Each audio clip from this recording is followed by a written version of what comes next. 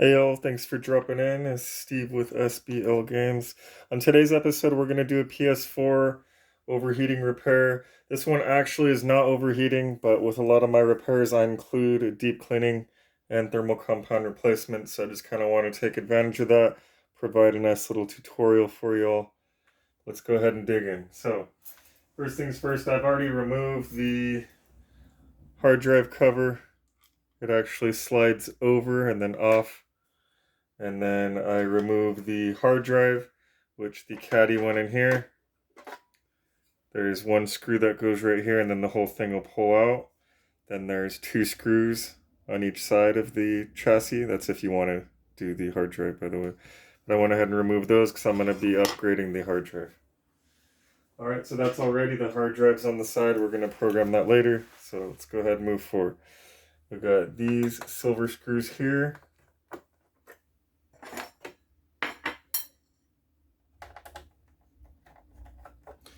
So I want to get all these silver screws right here, since they're, right here, might as well. Alright, and be sure to get those. So I have added the keychains to the website if you guys want to check them out. They are there. I'm also going to be giving out keychains on different posts for the videos. So be sure to check that out on sblgamesinc.com. Alright, so on the back there's a total of 4 small black screws. 2 are, well, if your unit's a virgin, then there'll be stickers covering all of them. These are warranty void stickers. Then there's like, I don't know, sticker covers on the far ends there. So after you remove whatever covers are there, then you can go ahead and remove the back screws. If you have a PS4 Pro, then check out our other video made for PS4 Pro overheating. Alright, so we got all the little black screws off. Those are all good. Alright, so we already pulled all these screws off, so because of that, this piece will be able to pop up. Oftentimes you gotta kind of finagle this corner. I like to take a screwdriver and kind of pop it. Alright, so then that piece will pull off because we pulled all the black screws off. It's relatively clean, but dust it off anyway. There we go. Alright, so now that we got those, we've got to actually, well, I'm going to disconnect the fan while I'm there, but we're going to go back to this side, because now we're going to pull this cover off, which goes from the back and pull straight towards you. Same thing, it's not really that dirty, but I'm doing this as a, what would you call, not convenience, but I can't think, courtesy, there's the word. Do it as a courtesy. This person came to me a lot, and then even if they were just a first-time client, whenever things are going to take a while and I got to dig around, kind of might as well go the extra mile. I know a lot of shops do not do it, but then again, a lot of shops don't even have an electronic repair license like we do. So anyhow, so we got those 2 screws there. Now there's a total of 3 T8s, which all the ones we pulled out so far have all been T8s before this. You will need a Phillips head to get those 2 right here out. Precision Phillips, I guess they call it. Alright, now that all those are pulled up, we can go ahead and pull this power supply out. Just be careful, there is a cord connected. Don't want to rip that out, and then you can carefully pull it out. Then in this particular model, there's a ground screw right here, so we'll go ahead and unscrew that. It's a Phillips head. And we want to disconnect our Bluetooth antenna. Bada boom, bada bing. Disconnect our disk drive. Sorry about the weeble wobbles. And then our disk drive cable. You want to press down on that silver piece and then pull out on that cable. Just make sure these are out of the way, that they're not going to snag, because we're going to be pulling that board out. We don't want anything attached to it. Alright, so now we're going back to this side.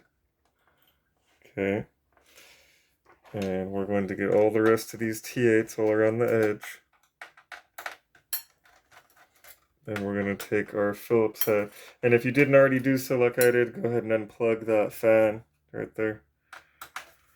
And there's a few more silver screws here on the bottom. Go ahead and grab those. Again, these are all T8s. Then we'll take our Phillips. We want to unscrew the heatsink clamp.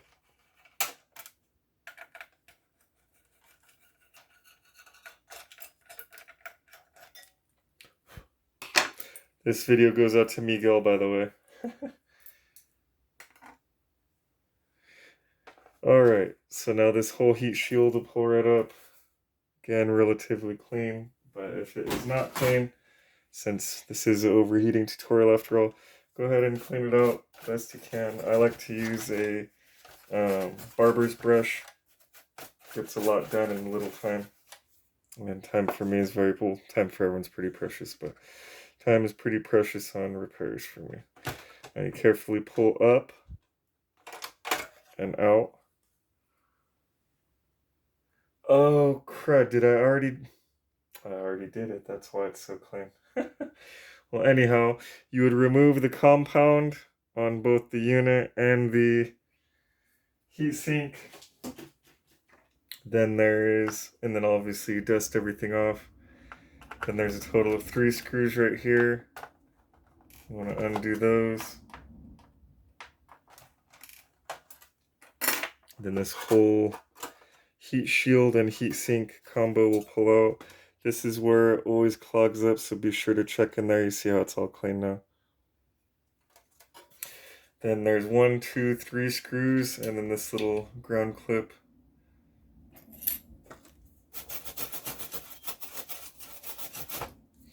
And then you pull that whole fan out. I've already done so I'm going to skip. Put that ground clip back and the 2 screws actually back into place. I thought there was 3.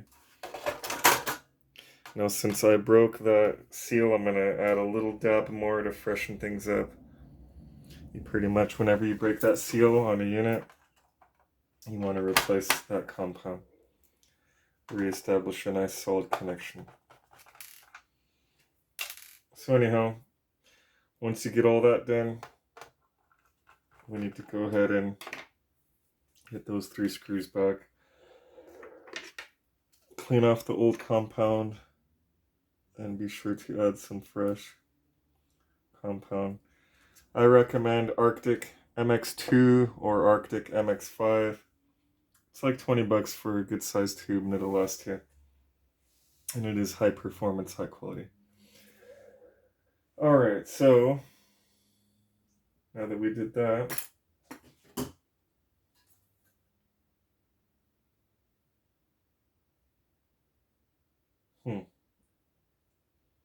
this HDMI doesn't look too good. I'll have to let him know about that.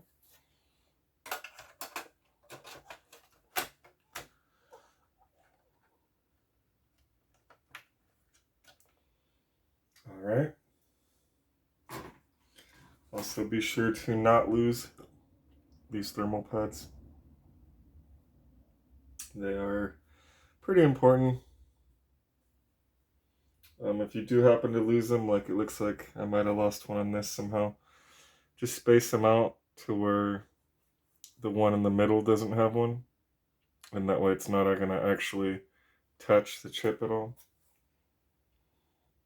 See, I thought I had extras of those too. Oh, I do. It's like a peach color, but it works.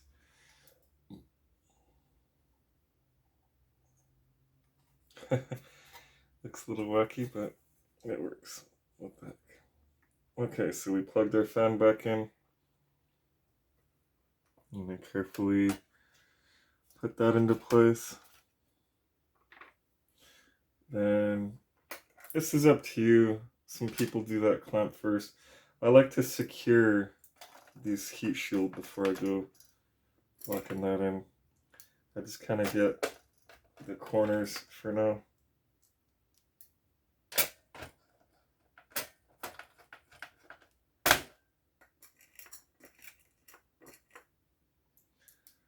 And then after you secure those, you could put on that heat clamp.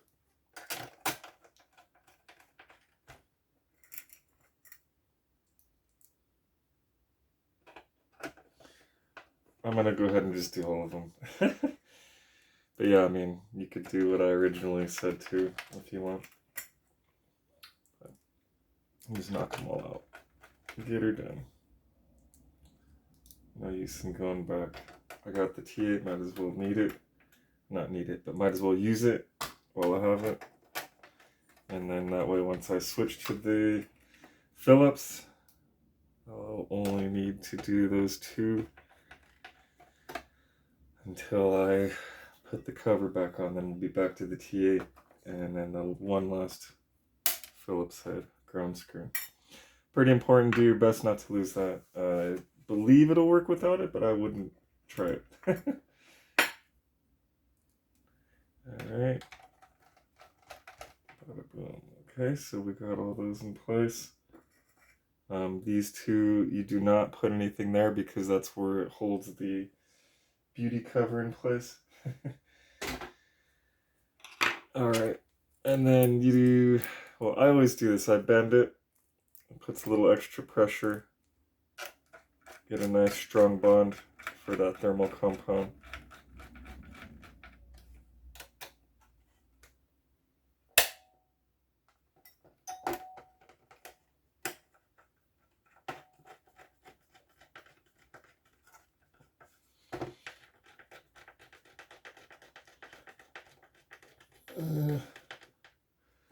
There we go. Alright, I got that all into place. Now we go ahead and put this beauty cover back on. It goes like that, basically. It's the easiest way to describe it. And then you put the one screw closest here. It's right next to that power button. We'll got another one right here. And then what you normally do is slide in the whole caddy, put that screw there, and then the drive case cover goes right there, beauty cover. Then we gotta flip this over, because we gotta put that power supply back into place. Sorry, there's like no room. And before we do the power supply, we want to press this silver part in, slide that cable in, drive cable. Make sure this Bluetooth antenna goes in first, then the disk drive cable, lock that in. Then route that through those little holders. And then to the little nipple connector, click it into place, make sure it's secure, so that will affect your controller and Bluetooth overall Bluetooth performance. It'll work, but like it'll get stuck turning left kind of thing. Okay, so we got all those plugged back in. We got the screw back in place. We're gonna carefully plug this back in. If it will let me. There we go. Carefully plug that in. Be sure not to push those two prongs together. Make sure they stay apart, or it will give you problems. It will basically go to turn on and it'll turn right off. And if you do it enough, I want to say it will damage the APU and then you just screwed up your system. Anyhow, I'm going to go ahead and put these Phillips head screws back into place. Those properly ground everything. That's what those little clippy dings are. And then the last three silver screws are going to secure the power supply in place. So go ahead and put those. And another thing I almost forgot is take a toothbrush and hit these edges on both sides. Get all that dirt and dust out of there. Avoid using canned air. It actually introduces moisture to the equation and it expedites the buildup dirt buildup process. Anyhow, that's all looking good. So we're going to go ahead and slide this beauty cover back on. There we go. Now, there's a total of 4 screws that go in the back there. There's 3 on this bottom piece, and then